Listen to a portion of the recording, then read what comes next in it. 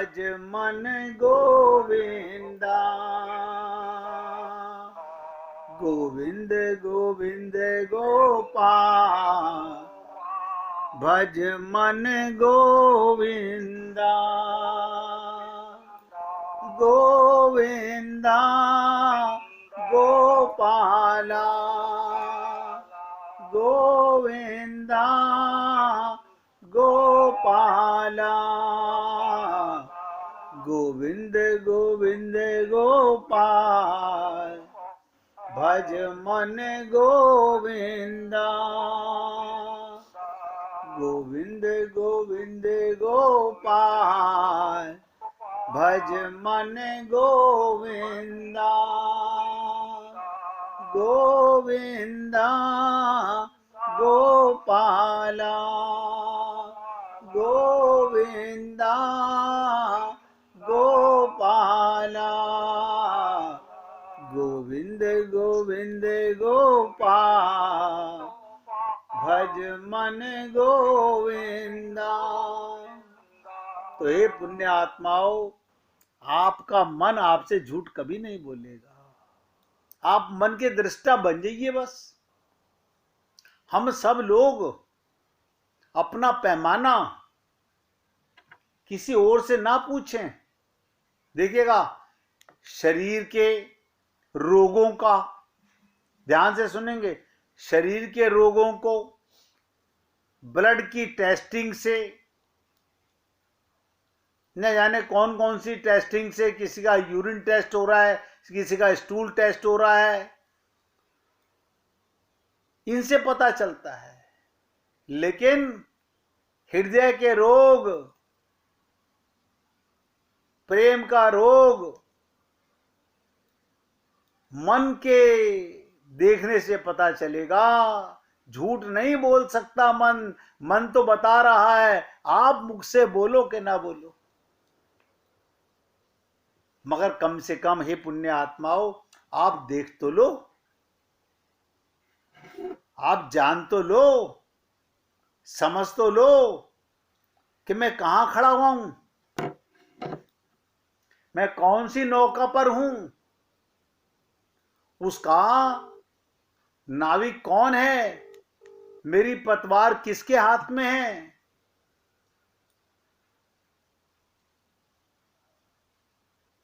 आपकी नौका का खवैया कौन है, सोचो।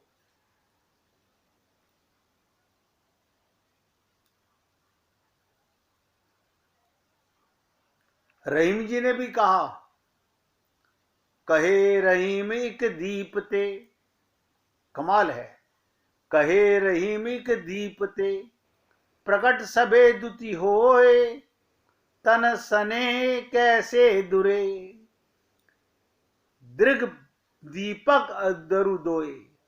रहीम कहते हैं, जब एक ही दीपक से, एक ही प्रकाश से घर में रखी सारी वस्तुएं स्पष्ट दिख जाती हैं।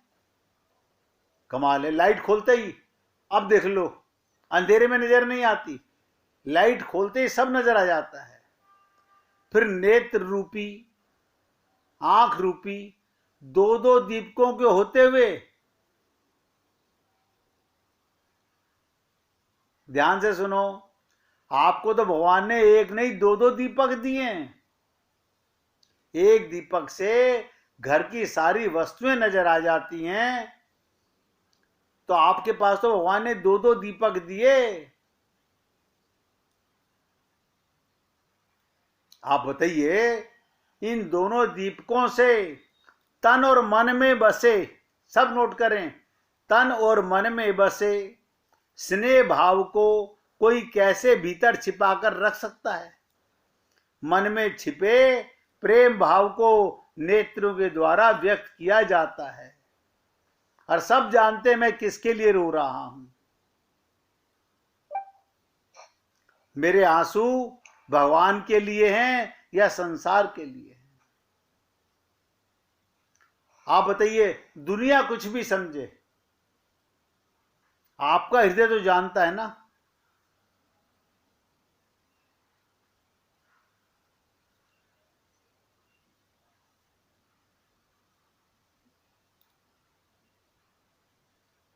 आप अपना संगी साथी किसको मानते हो?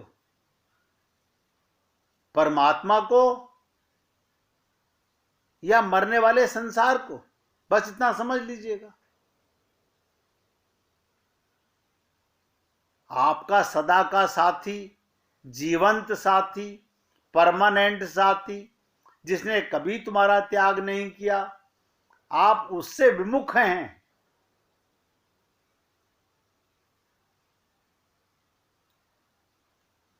अमीर खुसरो ने कहा है, खुसरो कहते हैं उसके सौभाग्य की रात्रि बहुत अच्छी तरह से बीत गई। उसके सौभाग्य की रात्रि बहुत अच्छे से बीत गई। कैसे बीत गई? उसमें परमात्मा प्रियतम के साथ, ध्यान से सुनो, परमात्मा प्रियतम के साथ जीवात्मा की पूर्ण आनंद की स्थिति रही। वो सदा भगवान के साथ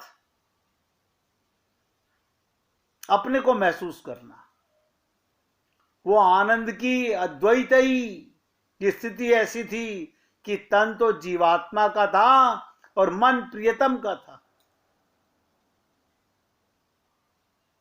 मन प्रियतम का था, भगवान का था, परंतु सौभाग्य की रात्रि में दोनों मिलकर एक हो गए। कोई भेद नहीं, द्वैत की स्थिति हो गई। इसलिए मेरे भाई,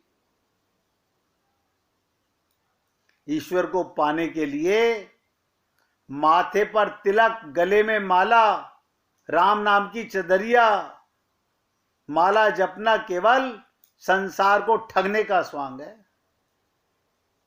प्रेम का मार्ग छोड़कर स्वांग करने से ईश्वर की प्राप्ति नहीं होगी। सच्चे प्रेम के बिना परमात्मा को पाना असंभव। ये सब हम रोज मंदिर जाके शंकर भगवान पे लोटा जल चढ़ाते हैं। बताओ, उनके सर से गंगा आप तक पहुंची है, आप उन पर जल चढ़ाते हो? कभी आंसू का जल चढ़ा के आए हो? हाँ, कई बार गए हैं। हमारा बेटा बीमार, हमारे पिताजी बीमार, हम जाते हैं। अच्छा, स्वार्थ के लिए जाते हो, प्रेम के लिए नहीं। सारे संसार का यही हाल है।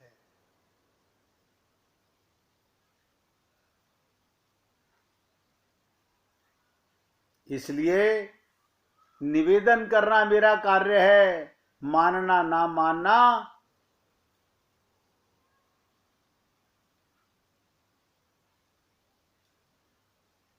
जीवन का सबसे बड़ा पुरुषार्थ। ध्यान से सुनेंगे, जीवन का सबसे बड़ा पुरुषार्थ और संसार का सबसे बड़ा लाभ है। ये तो काम की बात है, हम बहुत ध्यान से सुनेंगे, क्योंकि अनन्यता के बाद, अभी तक अनन्यता पर ही बात चल रही है, इसके बाद और आगे एक मील का पत्थर है जहां पर हम सब लोग सुमिरन नहीं कर पाते। उसकी चर्चा कल करेंगे। नाम तो खूब लेते हैं, श्लोक खूब बोलते हैं, प्रार्थना खूब करते हैं, कथाएं खूब पढ़ते हैं, गीता के श्लोक बहुत रटते हैं, लेकिन सुमिरन नहीं होता। आप कहेंगे फिर हमें याद कैसे है? वो तो रटा हुआ है।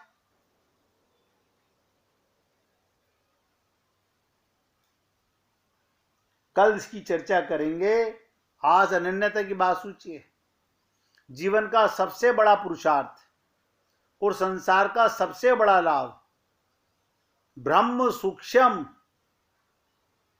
परमात्मा इतना सूक्ष्म और प्रकृति स्थूल है। जीव सूक्ष्म है और काया स्थूल है। देखिएगा, कमाल है। ये शरीर जड़ है और आत्मा सूक्ष्म है। चिंतन को सूक्ष्म और क्रिया को स्थूल कहा जाता है। इस युगम समन्वय से यौगिकों ने रासायनिक पदार्थों, तत्वों से शरीर क्या है? आप और हम लोग बहुत ही शरीर को मैं करते हैं।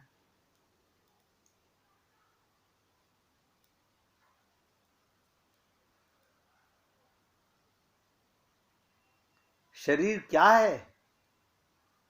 आपका शरीर आपके सामने अगर खोल के रख दिया जाए तो आपको उल्टी हो जाए।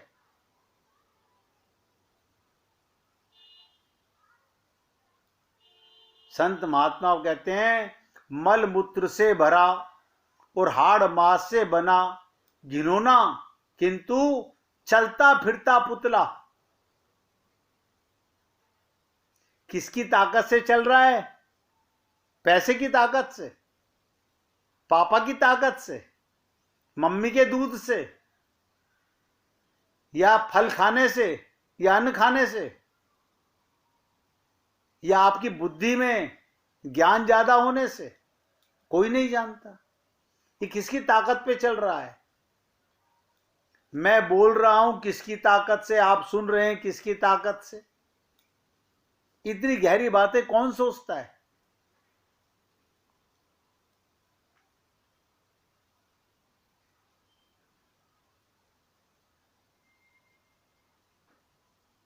आप सोचे जीव क्या है?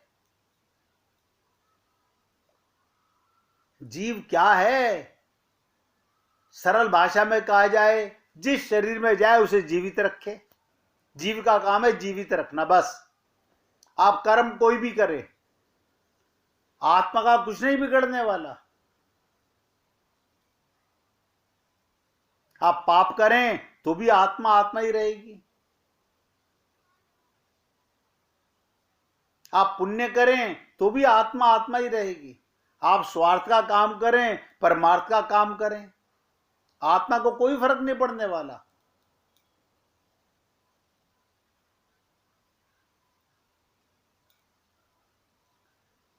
आपाधापी में निरत एक होता है रत, यानी कितनी भी संसार की आपाधापी कर लो, आत्मा पे कोई फर्क नहीं पड़ता। देखिएगा, हमारे को ममता मोह आसक्ति में रोना आता है, आत्मा को थोड़ी रोना आता है। आत्मा कभी नहीं रोती। दूसरों को नोच खाने की कुटिलता में सलंग चेतना हम भूल जाते हैं। जीवन क्या है? जीवन क्या है सोचिए। एक लदा हुआ भार जिसे कष्ट और खींच के साथ ज्यों त्यों करके बहन करना पड़ता है। और हकीकत बता दूं, पानी के बुलबुले की तरह एक क्षण उठना और दूसरे क्षण समाप्त हो जाना, यही जीवन की विडंबना है।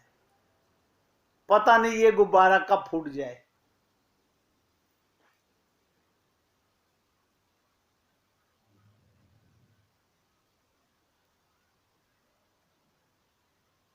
इसलिए हे पुण्य आत्माओं, बार बार सोचो। मुझे तो भगवान श्री कृष्ण के 18वें अध्याय का 66वां श्लोक बार बार घंटी बजाता रहता है। किस धर्म के चक्कर में पड़ रहे हो? नारायण कह रहे हैं, सर्वधर्माणि परित्यज्य। नहीं नहीं, हमारे पंडित जी तो ये बोल रहे थे। यानी भगवान से ज्यादा ये पंडित हमारे लिए भी विश्वास पात्री हो गए। देखो कमाल की बात। नहीं, हमारी पड़ोसन भी बोल रही थी, हमारे मंदिर में इतनी औरतें आती हैं, सब यही करती हैं, हम नकलची हैं, अकल नहीं है, भगवान की बात नहीं मान रहे। भगवान कह रहे हैं, सर्वधर्मानि परित्यज्य माम एकम शरणम ब्रज। मेरे अनन्य शरण में आ जाओ। मैं ही तुम्हारा था, मैं ही तुम्हारा हूं, मैं ही तुम्हारा रहूंगा। कोई माता, कोई पिता, कोई बेटा, कोई बेटी, कोई पति, कोई पत्नी, ना साथ आते हैं ना साथ जाते हैं।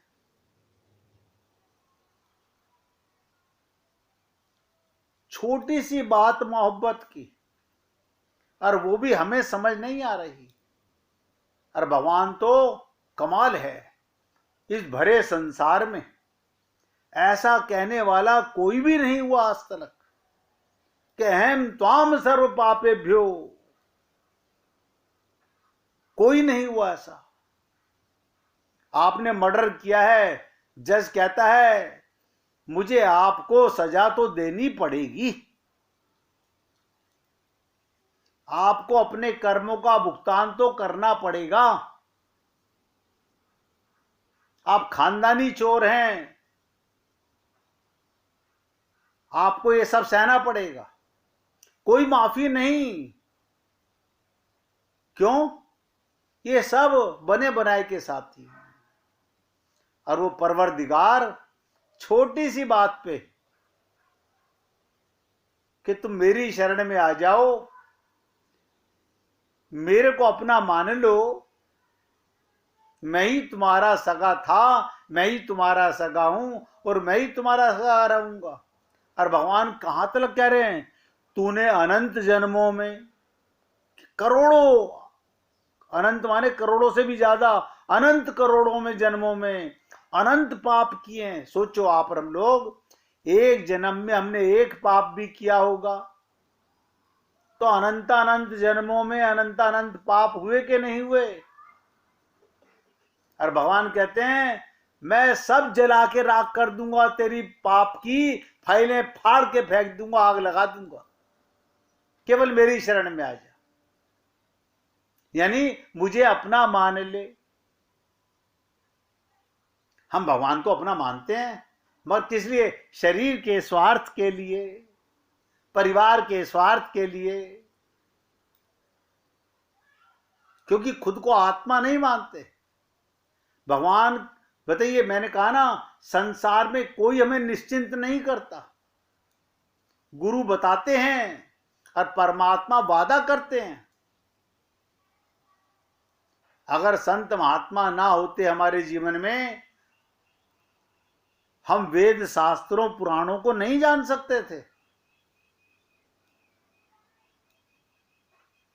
आप बताइए, हनुमान चालीसा ऐसी पुस्तक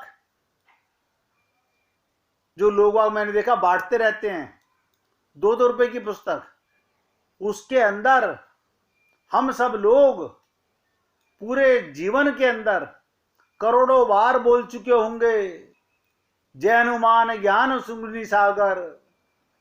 लेकिन उससे पहले कितनी बार बोला होगा, श्री गुरु चरण सरोज रज निज मन मुकुर सुधार। लेकिन अर्थ कभी नहीं समझने का प्रयत्न किया, नहीं किया। इतनी फुर्सत कहां है? हमें पति का खाना, बेटे का खाना बनाना है, इसलिए भगवान को तो खाली ठेंगा दिखाना है गा करके, और आप समझते हो भगवान खुश हो रहे हैं। अगर हम लोगों के जीवन में संत महात्मा ना होते, हम हिंदी के शब्द का भी अर्थ नहीं जानते। बताओ, जब मैं का ही नहीं मुझे मालूम कि मैं कौन हूं, मैं क्या समझ रहा हूं? मैंने कितनी डिग्रियां ले ली, कितने अवार्ड जीत लिए, मैं का पता नहीं मैं कौन हूं। और भगवान कहते कोई बात नहीं, अनंत जन्मों के अनंत पाप, तू बस मेरी गोदी में आ जा। भगवान अपनी गोदी में लेना चाहते हैं। बताइए, सारी सृष्टि का रचयिता मालिक हमें अपने पास बुला रहा है, पूर्ण विश्वास के साथ बुला रहा है, और उसी को पाने के लिए मनुष्य शरीर मिला है। लेकिन हम लोग, ऐसा है ना प्रभु जी, अब आपको तो पता नहीं है हमारे लिए कितने जरूरी जरूरी काम है घर में। कमाल है। ये घर उसी का दिया हुआ है, ये तन उसी का दिया हुआ है, लेकिन उससे ज्यादा हमारे को आज भी इस तन की और तन के संबंध की और तन के सुख की चिंता है। भगवान भी मौका दे दे करके सोचता होगा, भगवान की आंखों में आंसू आते होंगे, हमारी में आए कि ना आए। रोता होगा भगवान कि मैंने कहीं गलती तो नहीं की इन्हें मनुष्य शरीर दे करके, संत महात्माओं का संग देकर।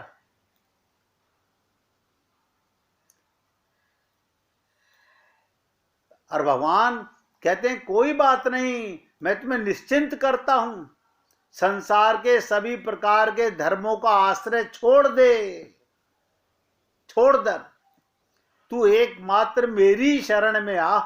बताइए, इतनी सी बात है, मुझे अपना मान लेना, मैं ही तेरा था, मैं ही तेरा हूं, मैं ही तेरा रहूंगा, इसी के लिए तुझे मनुष्य शरीर मिला है। लेकिन हमने लेकिन परंतु जैसे शब्द भगवान के और गुरु के सामने खूब लगाए हैं। नहीं, आपको नहीं पता हमारी मजबूरी का। बताइए, कमाल है। यानी कुत्ते बिल्ली गधे बनना जरूरी है परमात्मा की गोदी में जाने के लिए। अभी लेकिन परंतु जैसे शब्द है हमारे पास, किसको धोखा दे रहे हैं हम? एक परम का आश्रय ले हम, व्यर्थ न इतुत भटके हम, सदा हृदय में भगवान को रखे हम, पाप कर्म से मुक्त रहे तम। आप सोचो, भगवत प्राप्ति ना कठिन थी, ना कठिन है, ना कभी कठिन होगी। आज फिर मैं रोज की तरह अपने शब्दों को यहां विराम दे रहा हूं। मैं तो निवेदन कर रहा हूं, धोखा मत दो अपने आप को। पता नहीं सोचने का भी मौका मिलेगा कि नहीं मिलेगा। ये जग के रिश्ते नाते निभाने का जितना हम व्यस्त हैं, व्यर्थ में परेशान हैं, भगवत प्राप्ति के लिए एक पल की आवश्यकता है। सिर्फ क्या पुकारना है? तुम हमारे थे प्रभु जी, तुम हमारे हो, तुम हमारे ही रहोगे। ओ मेरे प्रियतम, हम तुम्हारे थे प्रभु जी, हम तुम्हारे हैं, हम तुम्हारे ही रहेंगे। ओ मेरे प्रियतम, तुम हमारे थे प्रभु जी, तुम हमारे हो, तुम हमारे ही रहोगे। ओ मेरे प्रियतम, ओ मेरे प्रियतम, ओ मेरे प्रियतम। बोलिए वृंदावन बिहारी लाल की जय। जय जय श्री राधे, जय जय श्री राधे। बोलिए लाल जी का मंगल हो, सभी भक्तों का मंगल हो। सबको राधे राधे।